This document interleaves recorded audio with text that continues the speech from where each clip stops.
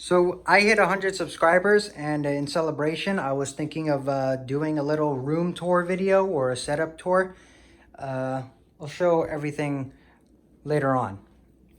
So first we're going to start off with the computer because everyone watches me for my gaming stuff and I don't vlog at all.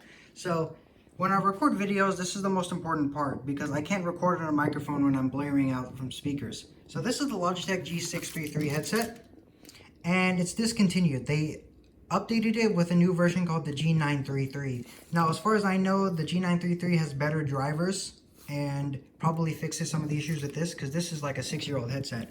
I've been using it for a while. But overall, I'd say it's good.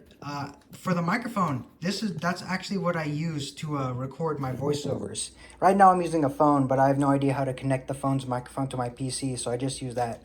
And clearly no one seems to really have any complaints with the microphone quality, so I've had a pretty good experience with it. So you see these speakers, right?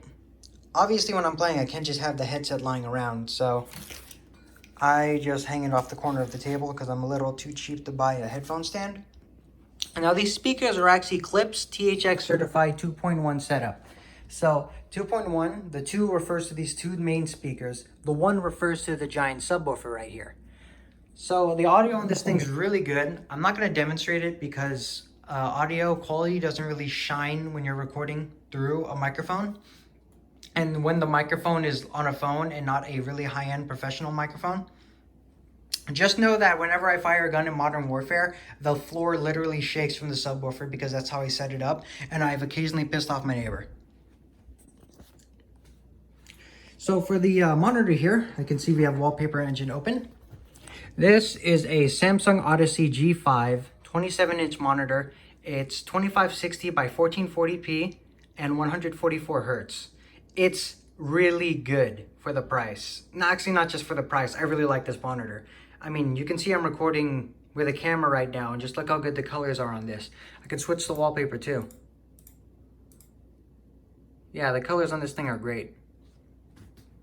So, it's also curved, right? See that? Let me give a vertical thing. Yeah, you can see it's curved. It has a stronger curve, a much stronger curve than normal curved monitors. The only issue with this monitor is that it comes with a terrible stand. So essentially, you know how V's work? They look like this, right? Now imagine there's a V at the bottom of the thing going all the way until here, and there's another one going all the way until there. The stand is dumb. It is awful. I actually bought the monitor and refused to use it for a whole week until the monitor arm arrived. So this one's third party. It's made by Vivo. And for those who don't know what monitor arms are, they're like a new way of hanging monitors. So as you can see, it's off to the side and the monitor is sort of floating. But it gives a lot of functionality. Like you see this hinge right here. I can actually cause the monitor to move like this or to move like that. And that hinge that's holding the monitor right there, that one can hinge like this, it can hinge like that. So it's very useful and very flexible. And also because there's just dead space here, before I had a speaker set up, I would just put a Bluetooth speaker there. I don't need to do that anymore, but the fact that it's taking up less space on your desk is always a benefit. Speaking of the desk, let me push this out of the way. It's a standard 4-legged desk. It's an IKEA Linmon. I think this is like some sort of like coated wood.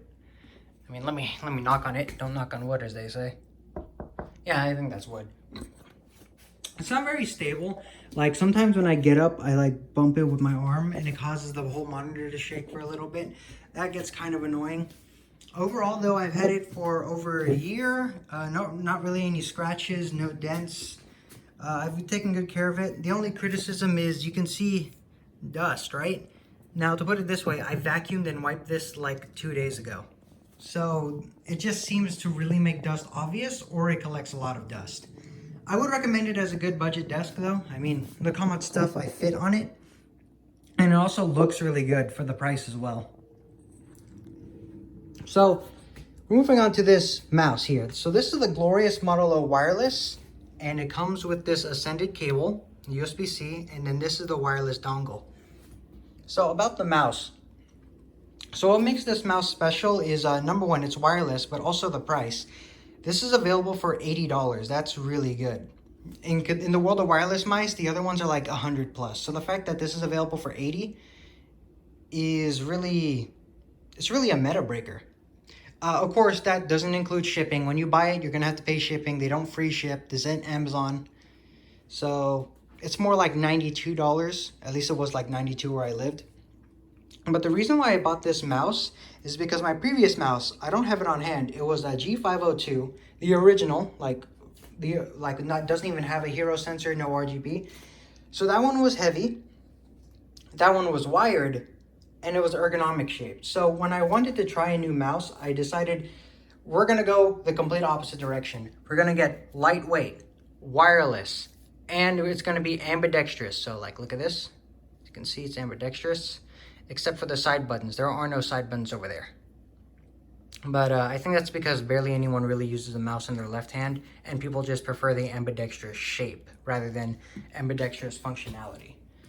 So in the case that the battery dies, you can see the wireless receiver here, right? I mentioned that earlier. That cable, this one here, detaches, and you can throw it up in the front.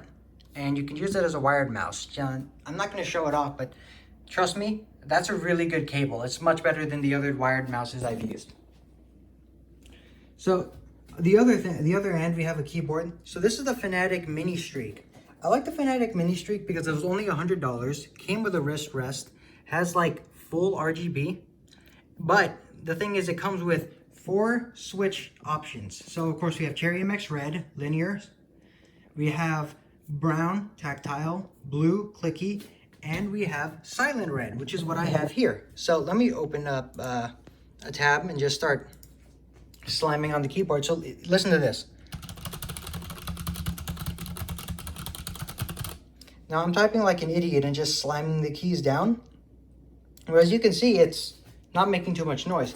I live, like this. So there's people on that side, there's people over there, and there's certainly people right there. So you don't want a loud keyboard. Now you may be wondering like, hey, the keyboards aren't that loud. Trust me, they sort of get that loud. My older keyboard was tactile, wasn't clicky, but even if it was just tactile, I got some noise complaints about it when I was playing games. They're like, oh, what's that clicking noise? Shut it down. So I just bought this and it's been 2 years, no complaints. I like it a lot. And the free wrist rest is nice for your hand. And speaking of what the mouse and the keyboard are on, here's the mouse pad. So this is actually a custom Aqua Control Plus by X-Ray pad. So what makes this nice is that, well, just look at the quality of the print. Let me slowly go over there. Just look at the colors. Look at the color shading.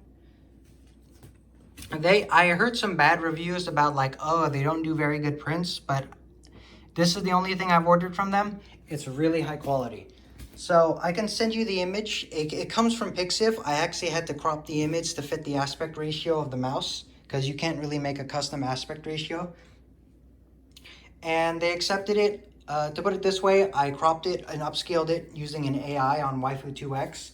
So if you're looking for the original image or the cropped one, I can give both to you. Just comment on it. And you know how it says Control Plus? Look at this.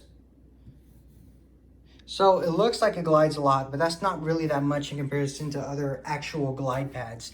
You can see the texture looks a bit rough, and it's not too rough, but you can sort of feel the texturing when you're going around with it. It requires a little more effort to move it up and down. So that's it for the computer setup. But about the computer itself, here, we've got, that's an RTX 2070 Super Founders Edition. That's a Corsair water cooler something, I don't know, H110. I don't really pay too much attention. Those are actually the fans that came with the case. I haven't replaced them. Fantex actually sells RGB kits for them. So these were not RGB fans originally, but they are now. G-Skill Trident RAM set in purple, and I have everything set to green. It looks really nice. If you're wondering, that's a 9700K being cooled there, running at 4.8 gigahertz, and that's an overclocked 2070 Super with a custom fan curve because it gets way too hot. And also, there's a radiator and 2 fans. I also run the top without the covers, just so we can release some dust.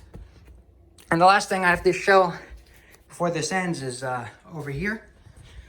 Well, I'll show that later, but here I have, this is the a stand of my favorite VTuber, Ciyana. Always watching. And over here we have my dedicated Tokuyami Toa Shrine, which I'm pretty proud of. I like this one a lot. That's actually a handwritten autograph. At least that's what the retailer told me, but I'm fairly sure it actually is handwritten, which makes it like 10 times better. It's really cool.